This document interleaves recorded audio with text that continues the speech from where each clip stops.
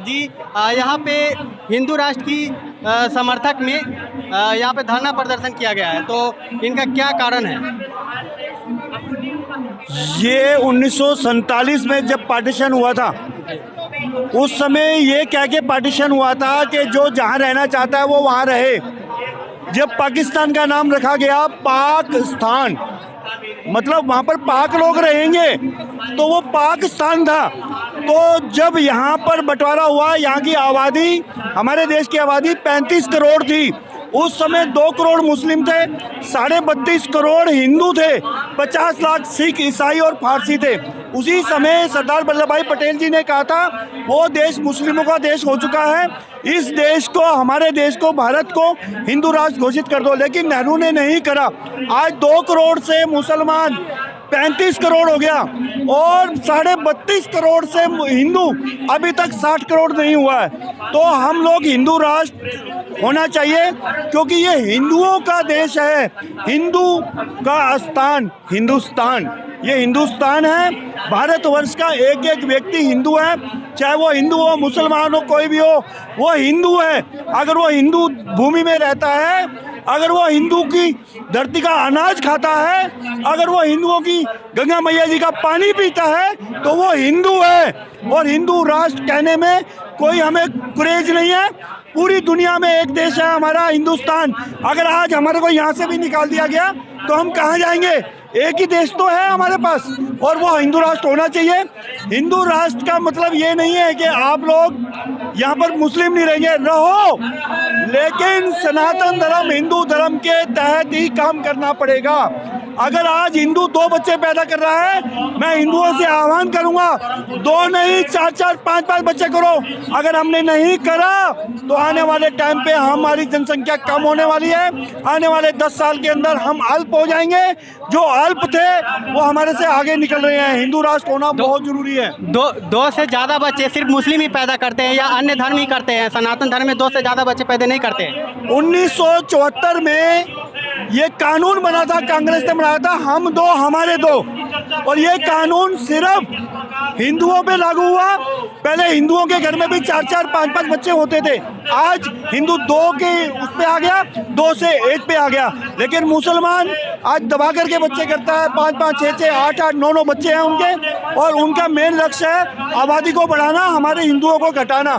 जहाँ पर मुसलमान हावी हो रहा है वहाँ पर हिंदू कमजोर हो रहा है, क्योंकि हम लोग डरते हैं कि हमारा बच्चा बाहर जाएगा उससे कुछ ना हो जाए, क्योंकि हमारा एक बच्चा है। इसीलिए अपने आप को स्ट्रॉन्ग करना है और हिंदू राष्ट्र घोषित होना चाहिए। हिंदू राष्ट्र चाहिए हमारे को। देश जो है संविधान से चलेगी या हिंदू सनातनियों के मर्जी से चलेगी? देखिए, बाबा भीमराव अंबेडकर जी ने जब संविधान की रचना करी, संविधान बनाया, संविधान का पहला पन्ना, अगर आप पहला पन्ना खोलते हैं तो उस पे प्रभु श्री राम जी का राम दरबार है। भीमराव अंबेडकर जी भी यही कहते थे जब उन्होंने प्रभु श्री राम जी को संविधान में सबसे पहले पन्ने पे रखा है।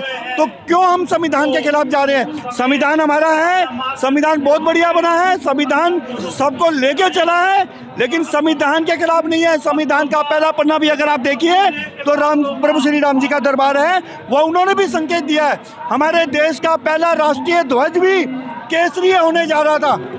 हमारा जो पहला राष्ट्रीय ध्वज था वो केसरीय बनाने की बड़ा बात हुई थी, और जहाँ तक कि नेहरू भी उसमें सहमत था। सिर्फ गांधी जी ने उसका विरोध किया था, जब जाकर के ये हमारा तिरंगा बना, नहीं तो उसी समय हमारा झंडा भी केसरी होने वाला था। अच्छा, ये बताइए कि सनातनी के ऊपर ही हमेशा से सवाल क्यों उठ रहा है? क्योंकि सनातनी जो हैं, जब हम कथा का समापन करते हैं तो हम कहते हैं विश्व का कल्याण हो, प्राणियों में सद्भावना हो। हम तो सबका कल्याण चाहते हैं। हम ये नहीं चाहते कि जो हमारे धर्म को नहीं मानेगा हम उसका सिर धड़ से अलग कर देंगे। हिंदू सबके साथ चला है। हिंदू ने प्रभु श्री राम जी का संकेत ले लीजिए। प्रभु श्री राम जी ने गिलहरी को, जामंत को, हनुमान जी को, सबको लेकर चले। जब रावण के ऊपर युद्ध का आरंभ हुआ तो प्रभु श्री राम जी ने कौन सी सेना तैयार करी थी? वानर सेना तैयार करी थी।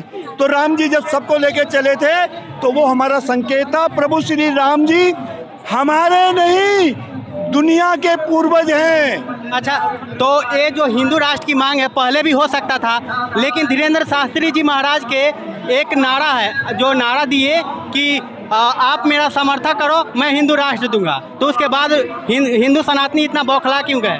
देखिए मेरी बात सुनिए, आपको याद होगा नेताजी सुभाष चंद्र बोस ने कहा था, तुम मुझे खून दो मैं तुम्हें आज़ादी दूंगा।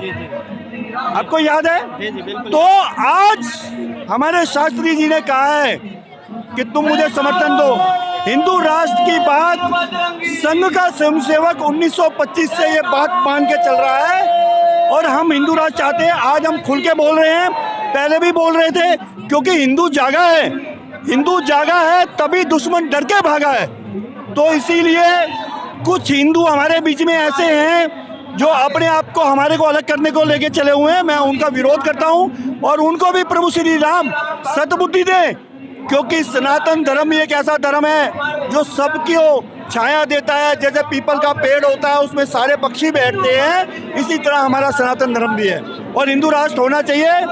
गर्व से कहो हम हिंदू हैं। जिस तरह से सनातनी आज रोड पे उतरे हैं और अपनी धरना प्रदर्शन को कर रहे हैं, उसी तरह से कहीं अन्य धर्म के लोग अगर चले आए रास्ते पे और तो फिर विवाद बढ़ेगा, तो इस पर क्या कहना चाहते हैं? विवाद कब नहीं बढ़ता है, मेरे को बताइए ना, कब विवाद नहीं होता है?